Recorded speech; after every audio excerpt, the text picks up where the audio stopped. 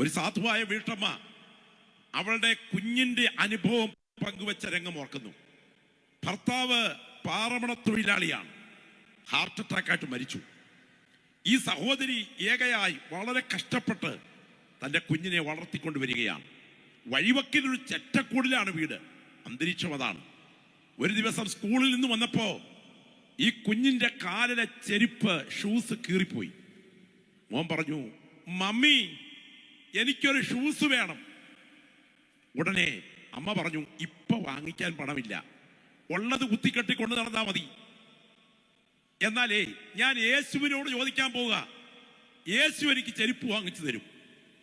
ആ അമ്മ ഹാസ്യരൂപത്തിൽ ഇങ്ങനെ പറഞ്ഞു, ലോകത്തിലെ കോടിക്കണക്കിന് ആളുകളുടെ പ്രശ്നം തീർക്കാൻ യേശു വ്യാപൃതനായി നിൽക്കുമ്പോൾ നിനക്ക് ചെരുപ്പ് വാങ്ങിക്കാനായി യേശുവിന് നേരം.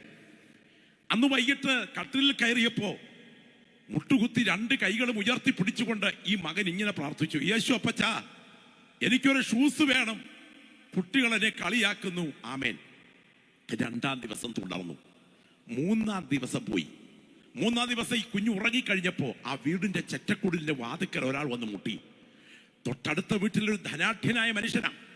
അയാളുടെ കവറ് കൈമാറ്റം ചെയ്തിട്ട് പറഞ്ഞു, എന്റെ മോന് വാങ്ങിച്ച ഷൂസാ, വീട്ടിൽ കൊണ്ടുവന്ന് ഇട്ടു നോക്കിയപ്പോൾ ചേരത്തില്ല, നിങ്ങളുടെ മോന് വേണമെങ്കിൽ കൊടുത്തേര്, ചേരുന്നില്ലെങ്കിൽ തിരിച്ചു തന്നേര് എന്ന് പറഞ്ഞ് കവറ് കൈമാറി. വില കൂടിയ ഷൂസാണെന്ന് പറഞ്ഞു. എന്തായാലും ഇത് പൊളിച്ച് ആ കട്ടിലിന്റെ മുൻപിൽ അമ്മ വെച്ചിട്ട് രാത്രി കിടന്നുറങ്ങി. രാവിലെ അമ്മ അടുക്കളയിൽ പണിയെടുക്കുമ്പോ ഈ മകൻ ഷൂസ് കണ്ട് ചാടി എഴുന്നേറ്റ് കാലയിലേക്ക് അത് ഇട്ടതിന് ശേഷം കൃത്യമായി വരച്ചു വെച്ചതുപോലെ യോജിക്കുന്നത് കണ്ടുകൊണ്ട് അടുക്കളയിലേക്ക് ഓടിച്ചെന്ന് അമ്മയോട് പറഞ്ഞൊരു വാക്കുണ്ട്, മമ്മി എനിക്ക് ഷൂസ് വേണമെന്ന് മാത്രമല്ല, എൻ്റെ കാലിൻ്റെ അളവ് പോലും എൻ്റെ യേശുവിന് നന്നായിട്ടറിയാം.